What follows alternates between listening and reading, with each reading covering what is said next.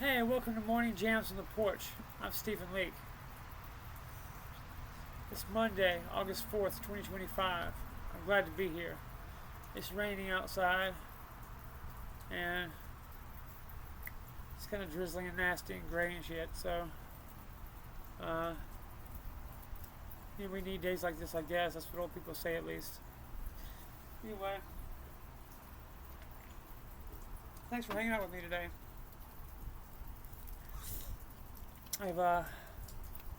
Both me and my dad have had to close our bank accounts and open new ones because we both were victims of fraud within the same week. So,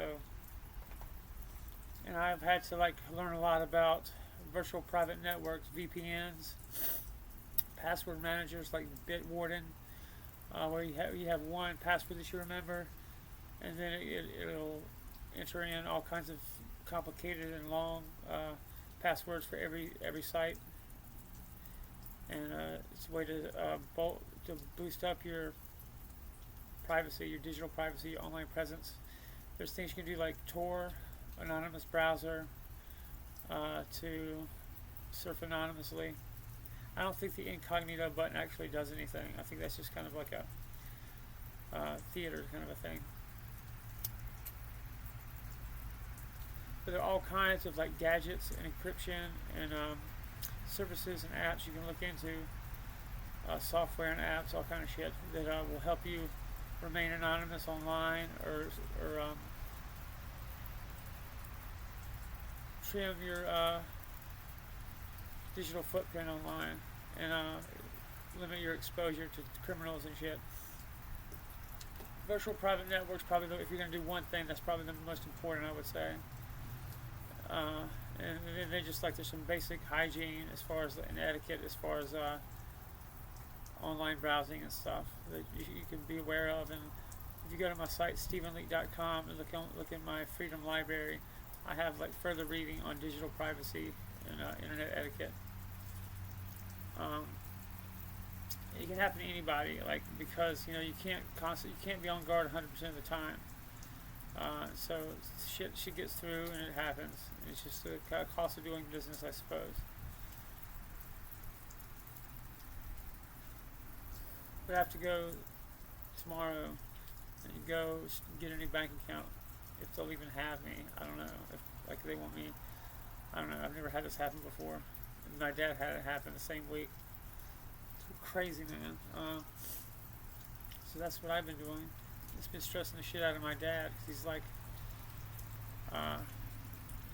he's a boomer. He's used to shit working, so it bothers him worse than it bothers me. I'm used to society breaking down not really, but I'm used to these institutions just kind of caving and having to do shit yourself, be self-sufficient. If I can't use a bank, I'll just go do some burner cards or Walmart cards or whatever, and we'll figure it out. And dealing with a bank and the traditional finance system is a pain in the ass anyway. If they can hurry up and get this cryptocurrency system up, I'll be glad. I've always used cash. Cash would be my number one, but you can have both. I think that a decentralized cryptocurrency would be perfect. Bitcoin, just the way it is. We don't have to change anything really. And I have a business where I hook you up with a crypto mining computer. Just one of those can mine you between $20 and $30 a day, just for a small setup. And it's run on solar panels. It's made to be off grid, but it can be on grid. You can hook it up to solar panels and cool it with water from a rainwater collection system. You can be completely self-sufficient. You can hook up a ham radio to it, all kind of shit. It's really interesting what we're able to do with these systems, these off-grid systems. You can have completely self-sufficient septic systems. They're just composting toilets and stuff like that. It depends on how primitive you want to be and how much comfort you want to have, and how much money you want to spend as to what it will look like. But it can be as little or as much as you want. far as like off-grid goes. And you can have a way to create money that's not dependent on any financial system. And you yourself, by mining crypto, are a part of the infrastructure and the hardware itself. So that's a way to be like really independent. If you're just like being hardcore paranoid, it's also fun, and it's like a hobby for me, and like a side business. But yeah, so digital privacy is going to become more and more important. At some point, everyone's going to have a VPN and a password manager and encryption and all that good stuff. That shit's interesting to me. I'm actually not that good at computers. I struggle with it, but I try to keep up with the basics.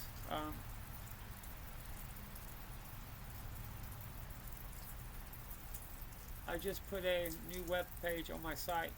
It's called a Samus dot file sharing. I've got some of the Panama Papers up there, the ones that would fit, because that shit is such a huge database. It wouldn't all fit on one website or one web page. So I've got a couple nodes of it on StevenLeake.com if you want to check it out. It's not all of it, but it's enough to open your eyes about some things. I also have like a personal essay that I wrote, or a collection of essays about spiritual growth, Jesus, and just kind of like my answer to Marcus Aurelius's meditation. It's kind of like personal business strategy and mindset, and mixed with spirituality and Christianity, with like Buddhist techniques. I don't know, if you're into that kind of stuff, it'd be interesting to look at. Just something I did for fun, but it's like everything else on there, it's free. But if you read it and you like it and you enjoy it, throw me a buck or two, if you like it.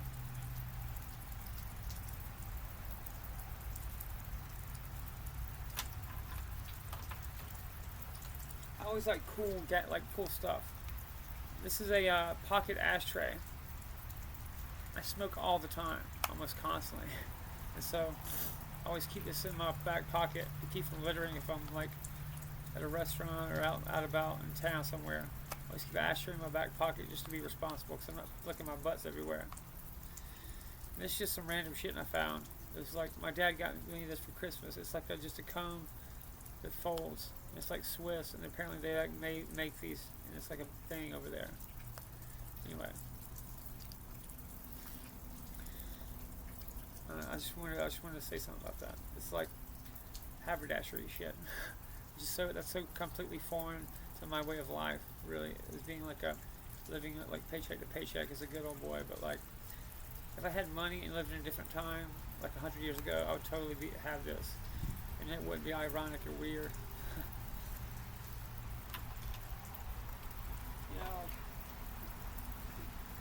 There's no telling who we could have been if we were born in a different time, in different circumstances, different socioeconomic situations. You can't really judge somebody unless you know for a fact that you would not do exactly the same as they did if you were in that situation. So we never really know how we would act in any other way. This is Light Through the Pines, my poetry collection. It's the only one right now that's available on Amazon. Light Through the Pines. I wrote this during the pandemic. Published it about 2022, I think. That was crazy shit, and I think we all need to just like sit down and recognize that was a crazy period. Let's not ever do that again. Let's do everything we can to prevent that from happening again. And it's going to take coming to deal with reality for what it is. And these coincidences and these statistics need to be dealt with. Okay? We have to do it. It's not going to help anything by ignoring it. It seems like half the country thinks one way about it, the other half of the country thinks the opposite way about it. And that's not by accident, folks. There's not like two opposite ways of thinking about it, and like nothing in the middle. It doesn't happen naturally. And like it's technology, media, it's affecting how we think. And it's driving our politics to be more divisive and polarized.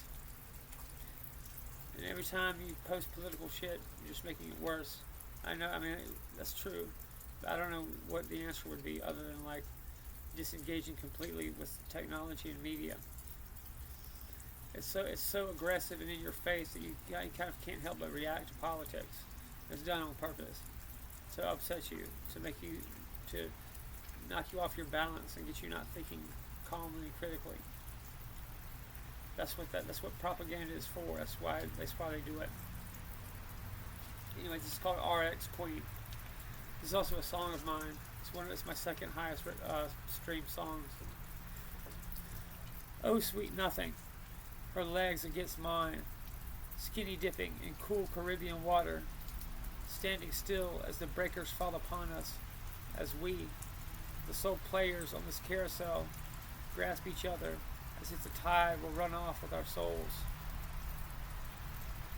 Under a smiling olive moon, the blessing, our moment of reverie and repose.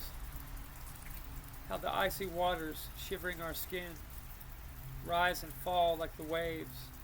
We bathe in salty water set free.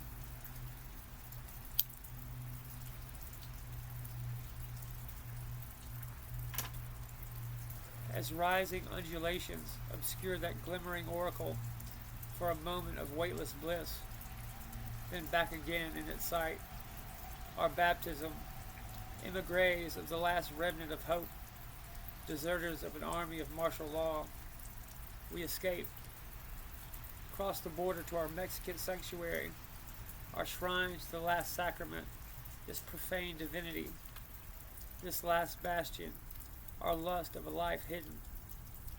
We take our communion of Oxycontin and absinthe and pray to our angels of mercy, two begotten of wraiths of exile, sharing in their teary eyes of a joy known to no other.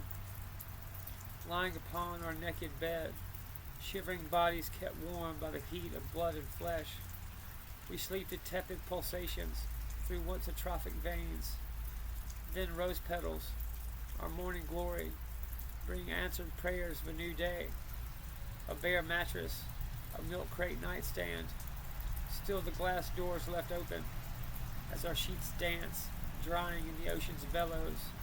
The glory, we alone enrapture ourselves in the soft morning glow of porcelain curves, gentle brush of hair, my eyes close. I support the nape of her neck as a newborn's, the small of her back my savior.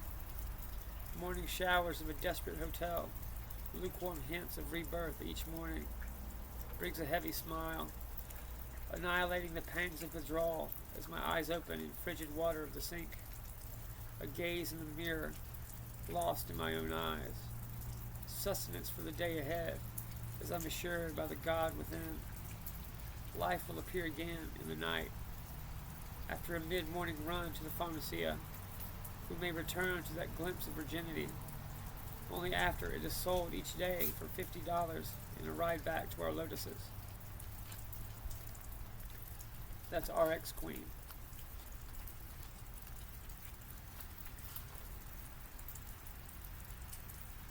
I got this bookmark at my local library. It's like a mile away. And I dated a librarian. She was, at this point, she was like a COO of the library system itself for the county. And super smart. I really was like into this woman.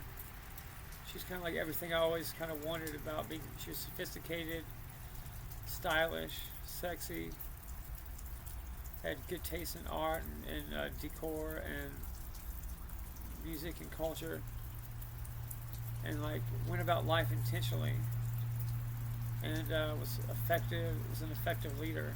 All the good qualities you could ever ask for a woman. But she had like major depression. And I was like, I've dealt with that my whole life, and I specifically knew how to deal with it. It was very like interesting. I had a blast with her, but I'm the kind of guy that women love to have fun with. But I'm not the guy that they marry, which is fine, and I've accepted that. That's what I do apparently. But like, it would be nice to be like have a longer term relationship this coming up, this next try. I don't go into relationships thinking oh, this is just gonna be for fun, and like I'm not gonna try. I always, in every relationship, even if it turns out something different, I go into it thinking like even if I'm not gonna get legally married, this is gonna be a long-term monogamous relationship that I'm gonna take seriously. And that's the way I approach every relationship. I don't like just have fun. Not in the beginning anyway. If it evolves into something else, you can't really foresee or help that. But I always go into it with the understanding that I want to work towards it and build towards a serious monogamous relationship. And then if it becomes something else, it could become something else, and that's fine. And usually I'll initially have great chemistry with somebody, and it's super fun and exciting, and it's like a whirlwind. And then after a while, the reality of what dating an artist, somebody with a mental illness, and addiction problems. I have been in recovery for over a decade, but still it's part of my life. And I haven't relapsed in a long time, but it's still something you have to keep in mind and constantly treat and work on. Not everybody is willing to do that. It's a lot of hard work. So I feel like I've dated almost exclusively upper middle class, liberal professional women.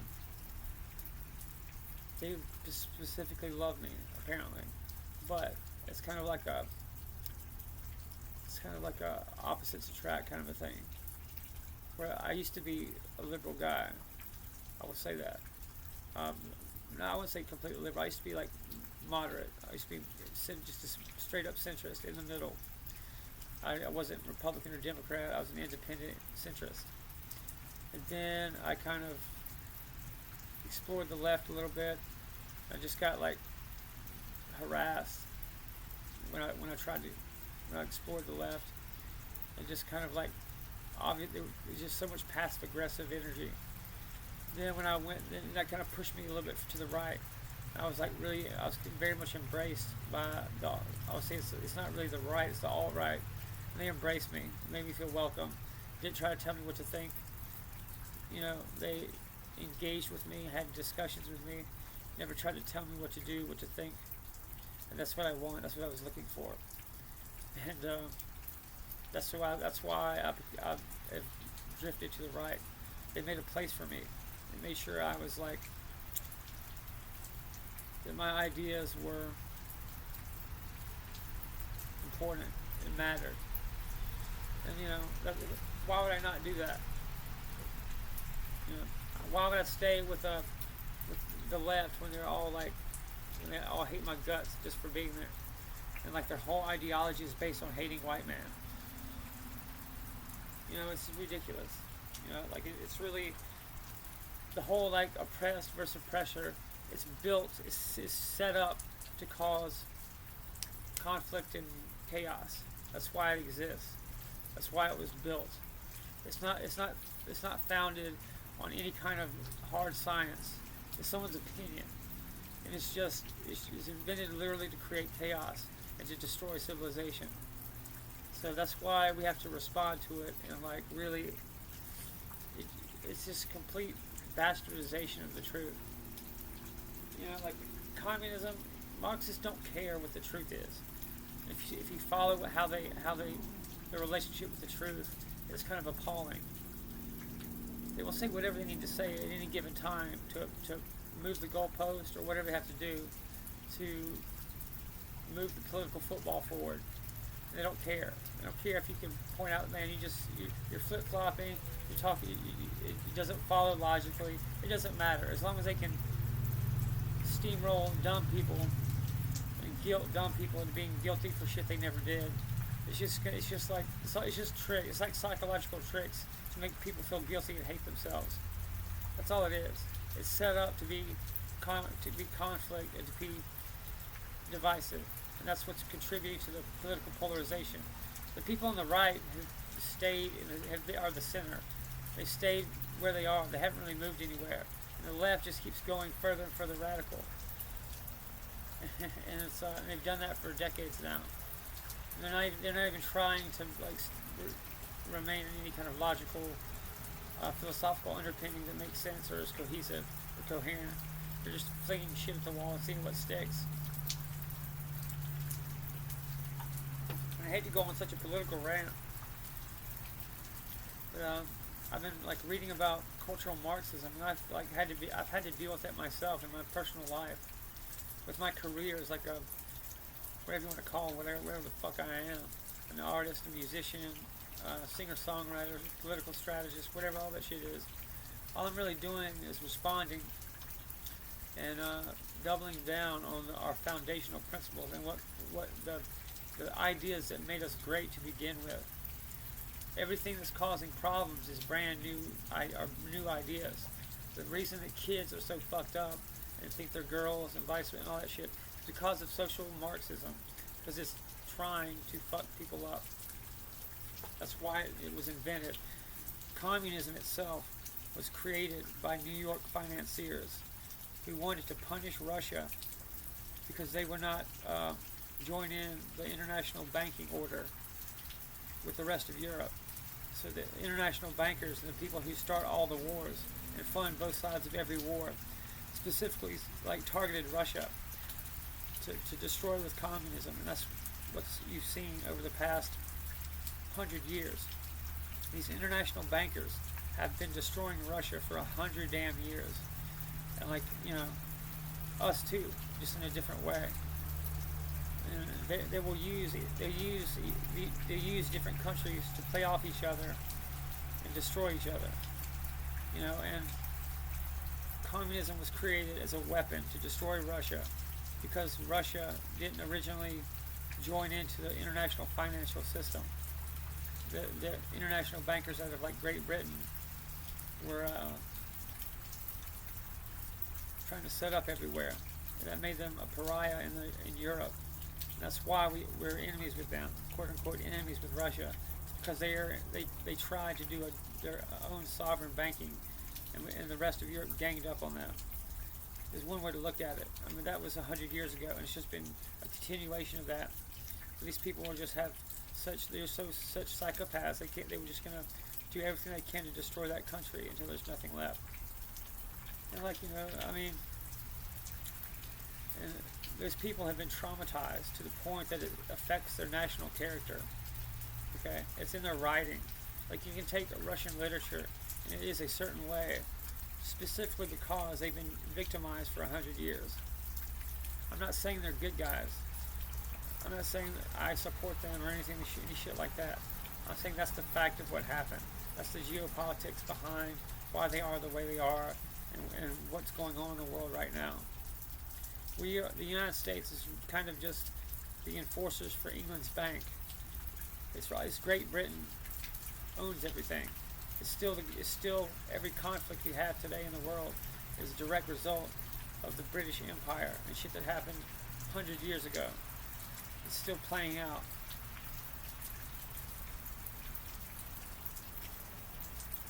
America's not the bad guy. America doesn't really have sovereignty anymore. We're more of the victim than we are the oppressor. Everybody here just works themselves to death and pays a shit ton of taxes. We're not really free. And it's all our money is going to Great Britain and Europe, while we struggle and to get to it. Everybody I know is just trying to get by. And the Federal Reserve is a private bank. It's privately owned by by international bankers and the British Crown and British nobility and European nobility and bankers and businesses and corporations and shit like that. It's not America's fault. If you knew anything about anything, you would know that. You would do everything you can to support the United States and us getting our sovereignty and freedom back.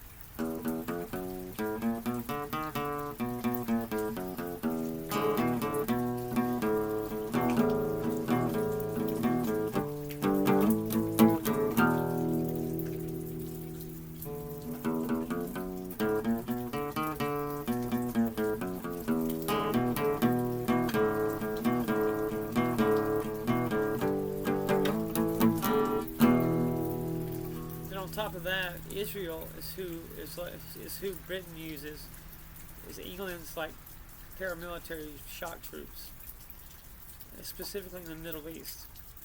And the Middle East is significant not because of religion, it's because that's like the center point of trade and like finance and drug trafficking and shit like that. Because that's all that matters to like the elite is money, drugs, gold, commodities, trade, shit like that. They view religion as something that only poor people do. They have their own, but it's not like normal religion, from what I understand anyway.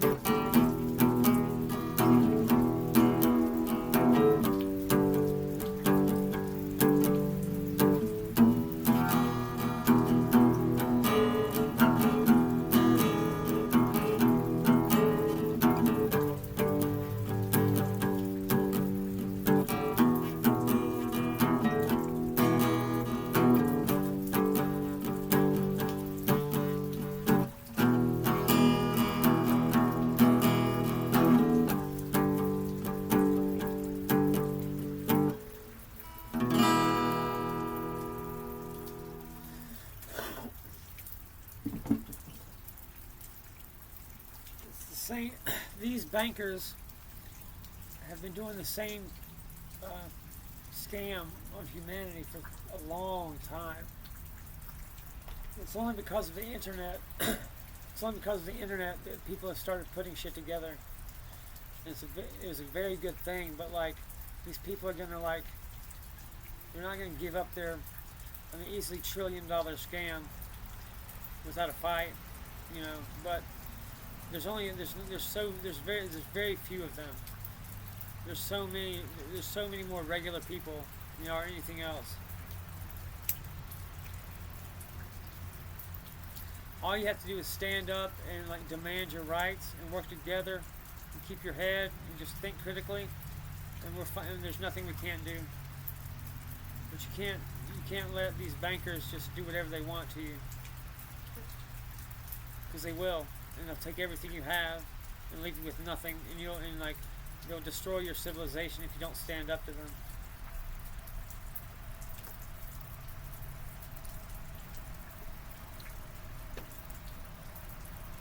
That's why this cryptocurrency and the rolling out of the new financial system is so damn important. It could really be freedom for humanity for the first time in a very long time. That's what we stand to lose or gain. That's why right now is such a very crucial time in human history. Because we're coming to a fork in the road. Down one path is like true liberation and freedom to a greater extent than probably any of us have ever experienced before. And to the other side is that is just as much of an extreme of tyranny. And so we just have to wake up and stop letting technology just make us sleepwalk into authoritarianism. If we stand up and speak up for individual rights, we're golden. That's all we have to worry about. If we get back to what this country was founded on, which was Christianity, free market principles, private property, English common law system, common law constitution. That's all it has. It's a very simple fix. And constitutional money. That's all we have to do. We'll be fine. And like bust up some of these monopolies, and then it's nothing we haven't already done before, except it's just in a different way. It's new technology. I'm almost convinced that technology itself is like something foreign and alien to us that we kind of like hesitantly coexist with. Because this shit it's like the stuff that I personally think that we have right now that we're capable of doing, based on the science that we know, is so exotic and crazy and powerful. It's godlike stuff. Whoever is allowed to control that technology is going to control the world. Whoever controls the institutions that create that technology, the military-industrial complex is always going to have a chokehold on power as long as it controls technology, research and development, the universities, and that whole pipeline. And there's no reason we can't have there's no reason we can't have all that investment and work done towards building things that don't kill people. We can build things that help people. And we don't have to have it where it's just dual use, whether it's a weapon or something for consumers. We can actually build shit that is good for humanity.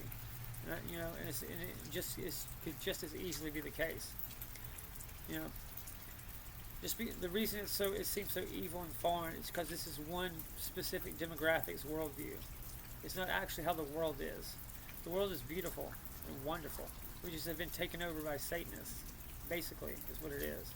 I don't know if that's what they literally believe, but that's how they are interacting with the public. And it's one specific demographic's worldview. It doesn't represent reality, and it's being pumped out of Hollywood, of the media, from the universities. It's all coming out everywhere, and all you have to do is just ignore it. If you ignore that shit and stick to your principles, we'll be fine, and we can easily get back our country.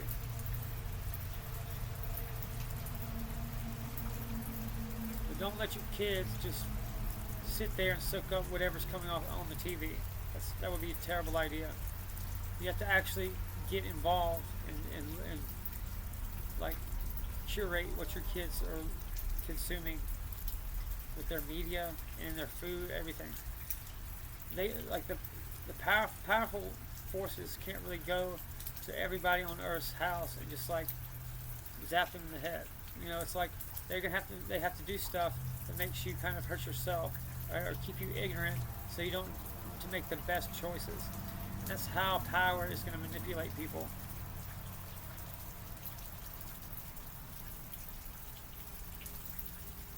There usually is, the elite are living on Earth at the same time we are, so that means that there are healthy options available. If you can eat organic, you need to do that. Organic food is more nutrient dense for the amount of money. It's actually a better deal than the regular food. So you actually get more for your money with organic than with the usual GMO, whatever they're feeding the rest of us. So I would only eat at this point grass-fed beef from a local farm or from a regional rancher. Somebody with it's not that one of your friends knows, I'm sure, or one of your friends' friends probably buys beef from a medium to small farm. There's a lot of them around. You just have to go seek them out. Grow your own food. That's the easiest way to fix half the shit that's wrong. If you grow your own food, you know where it's coming from. You know it's healthy. If you grow organic, that's even better. If you don't want to do that, buy organic. That's what the elites eat, because they have to also live. There's always going to be something you can do that we're not going to be affected by all the nasty shit out there. There's other people who are actually enjoying life and know this is kind of bullshit, are living with us, among us, and they eat organic. That's all I'm going to say. And you just have to research what you put in your body and what you put in your brain, and that's all you have to do. If the doctor tries to put you on a medicine, you have to research the fuck out of it. Be careful about that stuff. There's things there's shit that you put in your body can be. That's all that really you need to be worried about at the end of the day. Is medicine, food, water, and media. If you can get more aware of those things, you'll have a better quality of life. You'll be healthier. You'll be happier.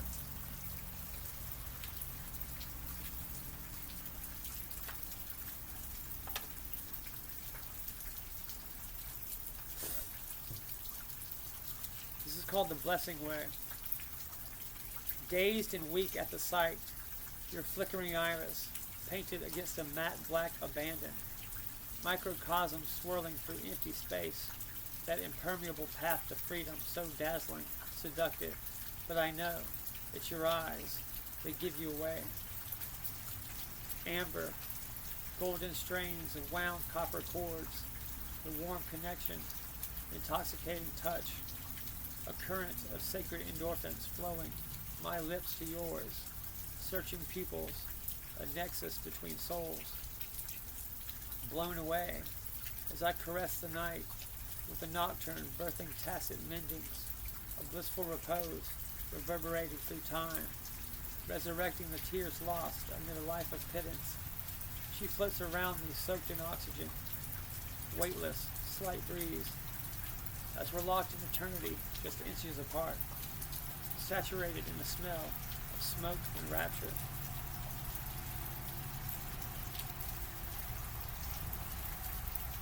I'm going to end this with a happy song.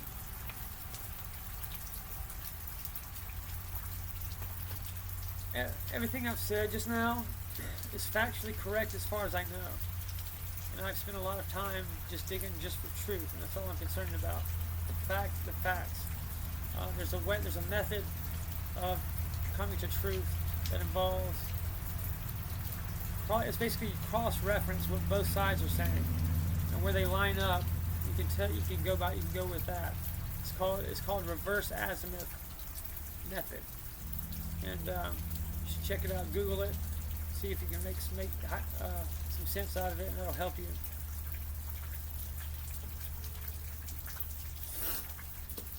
This is called Spring.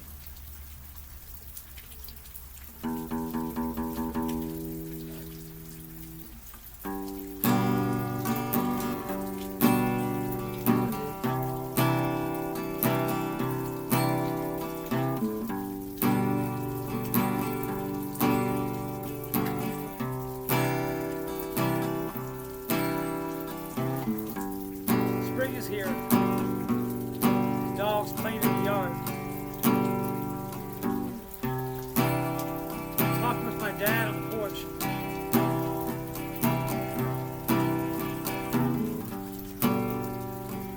Spring is here. Mom calls from the kitchen. My sister is coming with a new baby. From Charleston.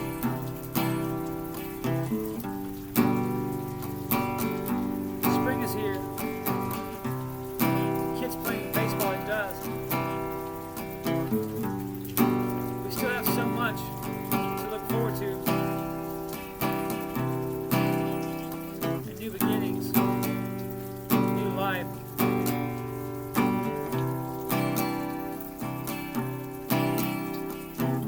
Thank God I'm alive to see it.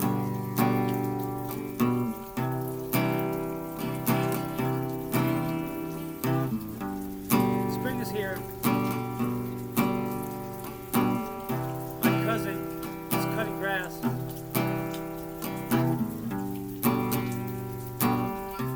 We exist to build each other up and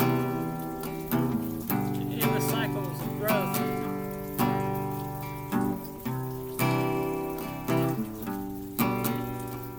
Here. Dogs playing in the yard. Talking with my dad on the porch. These hummingbirds bust the feeder.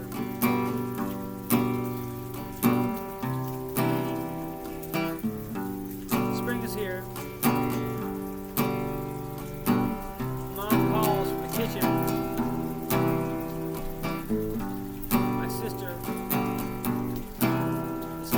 Baby on the road in Charleston.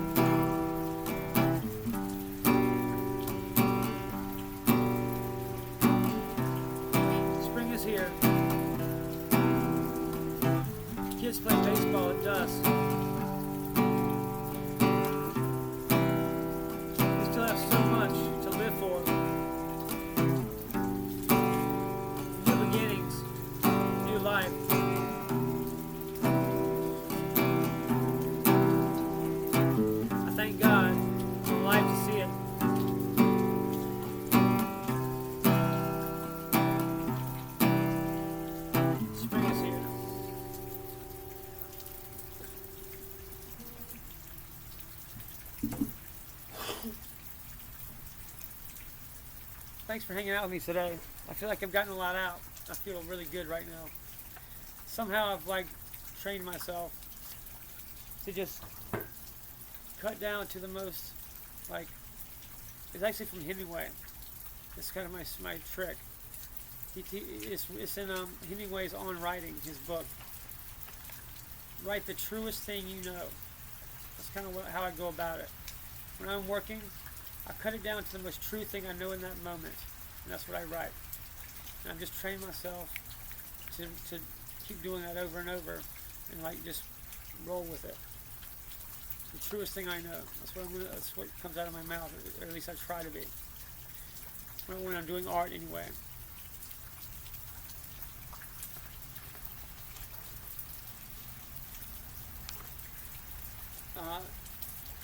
There's all kinds of like good tips and tricks, and if you follow writers you like, if you also are a creative person, check out what guys who came before you did.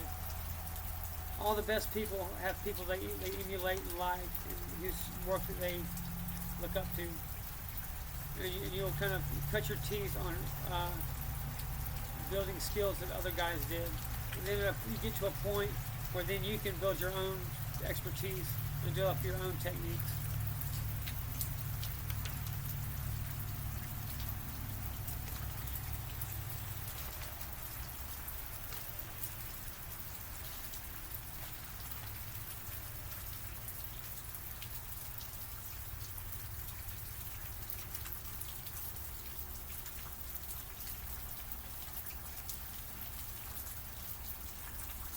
This is called methadone.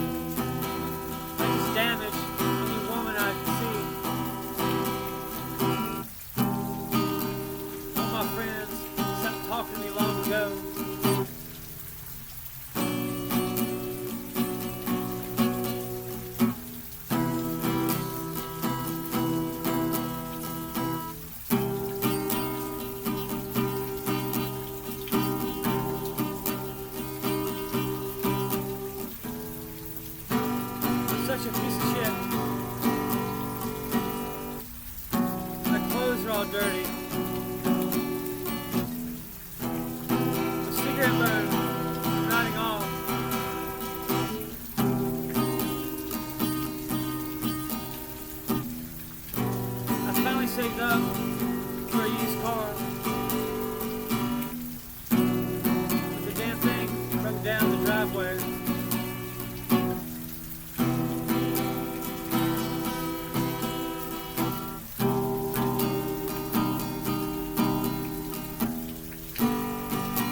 I can't keep a woman for more than a year before she figures out I'm a giant loser. I'm such a piece of shit. My clothes are all dirty. The cigarette burns. I'm riding home.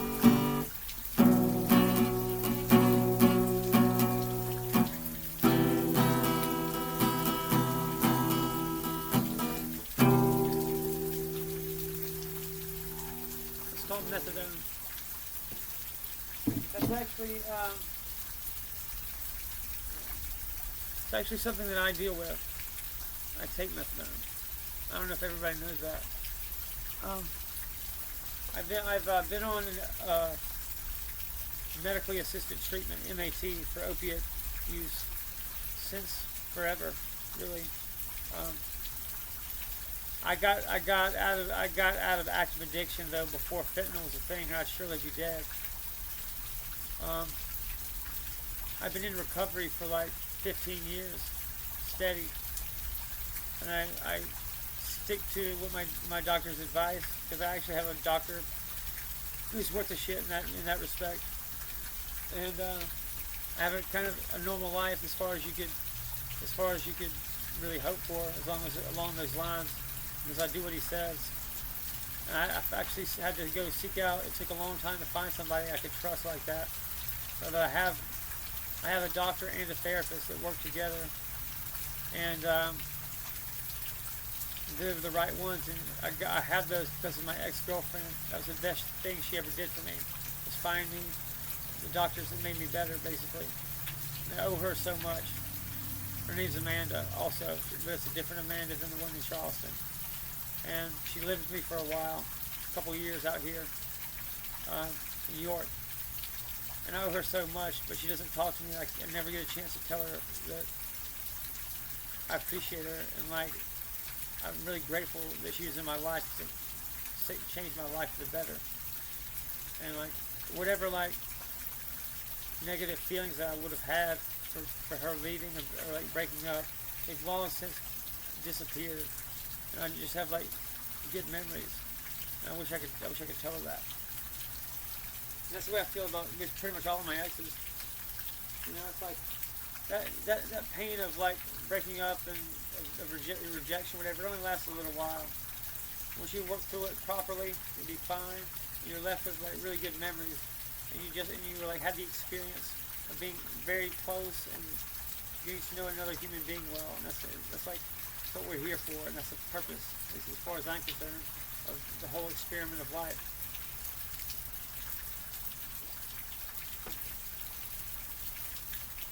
I just hope she has nice things to say about me. Probably not.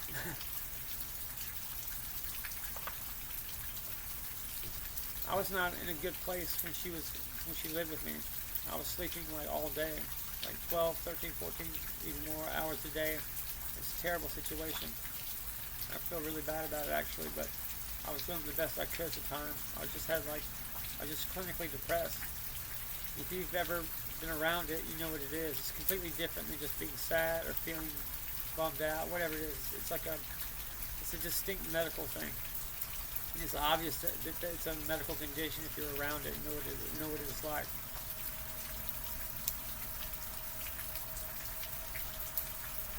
It's not something that a person can control, really. That's something that you deal with. Hit me up. My information is publicly available, and you can hit me up, and I'll be glad to tell you what I did and how I got myself out of that funk, the steps I took to get better. So I think they could apply to anyone, really.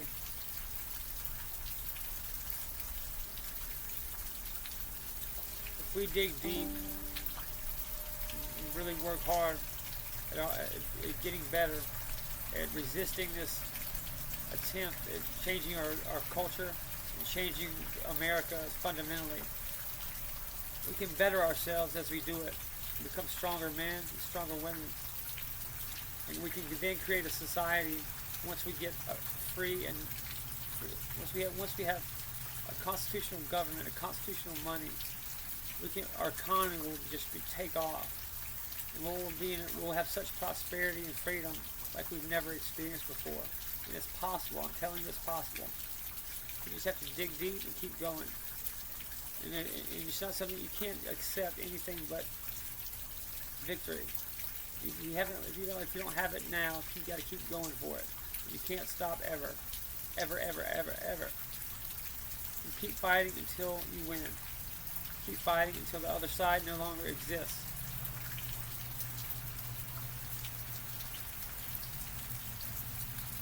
It becomes an everyday thing where you incorporate that mindset into your life and into your practice. I'm going to resist the shit that's not good for me every single day. And I'm going to actively do shit to act against it. It's in my best interest. That is your fundamental right as a human being. You can say what's in your best interest, and you can work towards that politically.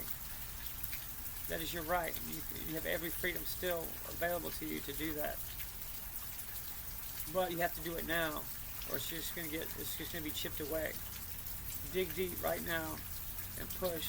Keep going to work. Keep taking care of your kids. Keep putting one foot in front of the other, and one day we will get there. It's going to happen. It's been long 20 years, 25 years since kind of the world changed for us. But we're close. Real things are happening in the world, the better. And just because you don't hear it on the news, because the news is not your friend, doesn't mean it doesn't happen or it's not real or isn't exist. It doesn't exist. Hang in there, people. It's going to get better, I promise. If you just keep trying. Keep fighting. Keep doing what's good for you. Don't let anybody else talk you into doing things that are bad for you. That's all it is. That's the secret. I'm going to read one more poem, I think, and one more song. I'm going to roll here, folks.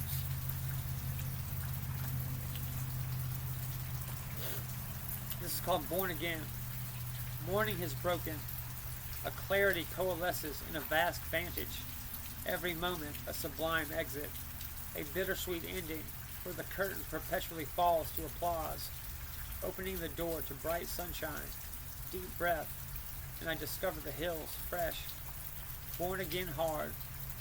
Hovering above the highway west. Chasing the sun. And an eternal beginning.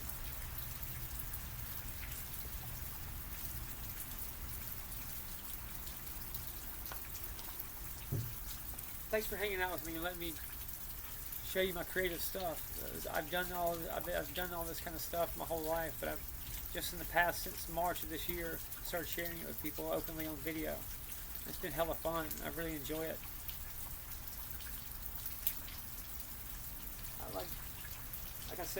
Like I said in a video earlier on like TikTok or something, like a year ago, I was washing dishes and I got fired from a dishwashing job here in my hometown.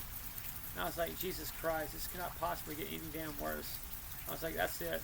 I'm going to go for it. I'm going to go try to do something different. It's kind of extreme even maybe.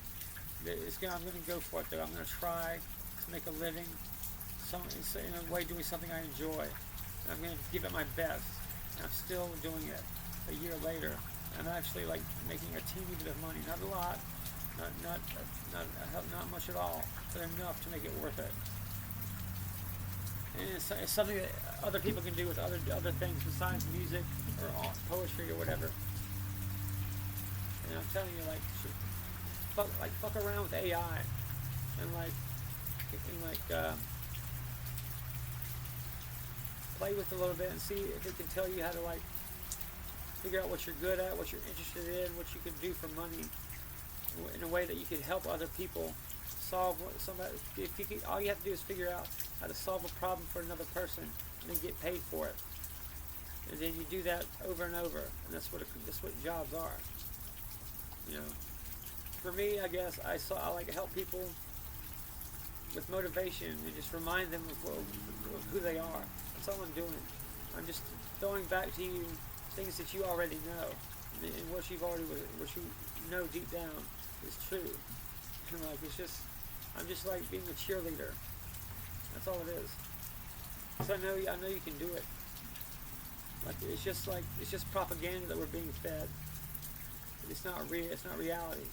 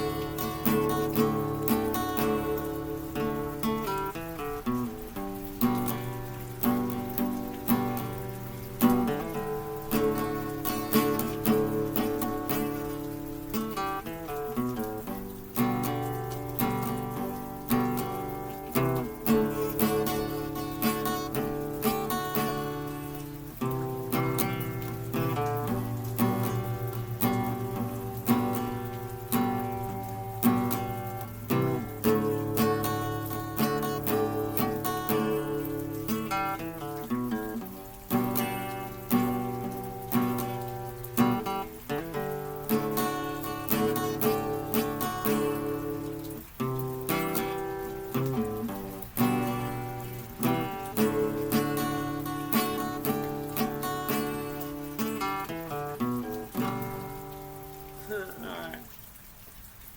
We're coming up on an hour. And I'm smoking one more for the hell of it. It's been a good hour, folks. We've been hanging out for a solid hour. And it's been a fun one. Thank you a lot. I really appreciate it. Seriously. For listening to me, for hanging out today. I've been through a lot of heavy stuff. But if you could just put some of it to work, it may help. It may not. It may stress you out. I don't know. I'm doing the best I can, really.